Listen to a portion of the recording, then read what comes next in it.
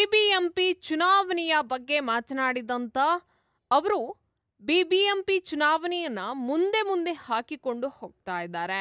ಚುನಾವಣೆ ಮಾಡ್ತಾರೆ ಅಂತ ನನಗೆ ನಂಬಿಕೆ ಇಲ್ಲ. ಈಗ ಕಾಂಗ್ರೆಸ್ನಲ್ಲಿ ಒಳಜಗಳ ಶುರುವಾಗಿದೆ. ಅವರಲ್ಲಿ ಹೊಂದಾಣಿಕೆ ಇಲ್ಲ, ಅವರಲ್ಲಿ ಒಗ್ಗಟ್ಟು ಬರುವ ತನಕ ಸ್ಥಳೀಯ ಚುನಾವಣೆ ಮಾಡಲ್ಲ.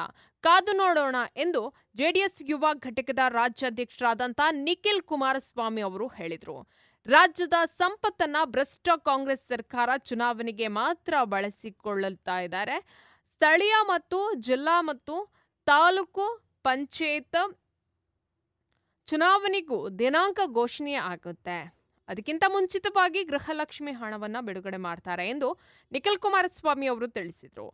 ಈ ಸರ್ಕಾರದಲ್ಲಿ ಗುತ್ತಿಗೆದಾರರ ಹಳೆ ಬಿಲ್ಲನ್ನ ಇನ್ನೂ ಕ್ಲಿಯರ್ ಆಗಿಲ್ಲ. ಗುತ್ತಿಗೆದಾರರು ಸಾಲ ಮಾಡಿ ಕೆಲಸವನ್ನ ಮಾಡ್ತಿರೋ ಹಣ ಬಿಡುಗಡೆ ಆಗ್ತಾ ಇಲ್ಲ. ಇನ್ನು ಗುತ್ತಿಗೆದಾರರು ಸಾಯೋ ಪರಿಸ್ಥಿತಿ ಬಂದಿದೆ.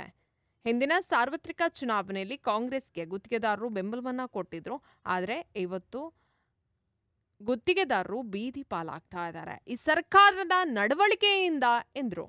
ಇನ್ನು ಬೆಳಗಾವಿ ಕನ್ನಡಿಗರ ಮೇಲೆ ನಡೆದಂತ ದೌರ್ಜನ್ಯದ ಬಗ್ಗೆ ಪ್ರತಿಕ್ರಿಯಿಸಿದಂತಹ ಅವರು, ಬೆಳಗಾವಿಯಲ್ಲಿ ನಡೆದ ಪ್ರಕರಣ ಕನ್ನಡಿಗರು ತಲೆ ತಗ್ಗಿಸುವಂತೆ ಮಾಡಿದೆ. ಕನ್ನಡದಲ್ಲಿ ಮಾತನಾಡಿ ಎಂದು ಹೇಳಿದ ಕಂಡಕ್ಟರ್ ಮೇಲೆ ಹಲ್ಲೆಯನ್ನ ಮಾಡಿ ಅವ್ಯಾಚ ಪದಗಳಿಂದ ನಿಂದಿಸಿದ್ದಾರೆ.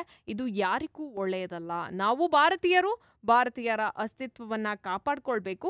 ಈ ಕೂಡಲೇ ರಾಜ್ಯ ಸರ್ಕಾರ ಮಧ್ಯಪ್ರವೇಶಿಸಿ ಇಬ್ಬರು ಸಾರಿಗೆ ಸಚಿವರ ಜೊತೆ ಸಭೆಯನ್ನ ನಡೆಸಿ ಇತ್ಯರ್ಥವನ್ನ ಮಾಡಬೇಕು ಎಂದು ನಿಖಿಲ್ ಕುಮಾರಸ್ವಾಮಿ ಅವರು ಒತ್ತಾಯ ಮಾಡಿದ್ದಾರೆ. ಇನ್ನು ಕಾಂಗ್ರೆಸ್ ಸರ್ಕಾರದಲ್ಲಿ ಬೆಲೆ ಏರಿಕೆ ನಿರಂತರವಾಗಿ ನಡೀತಾ ಇದೆ. ಪ್ರತಿನಿತ್ಯ ಉಪಯೋಗ ಮಾಡುವಂತಹ ಸಾಮಗ್ರಿಗಳ ಬೆಲೆ ಏರಿಕೆ ಮಾಡ್ತಾ ಇದೆ. ಹಾಲಿನ ದರ ಲೀಟರ್ಗೆ 5 ರೂಪಾಯಿ ಏರಿಕೆ ಮಾಡಬೇಕು ಎಂದು ಚರ್ಚೆ ಕೂಡ ನಡೆಸ್ತಾ ಇದೆ.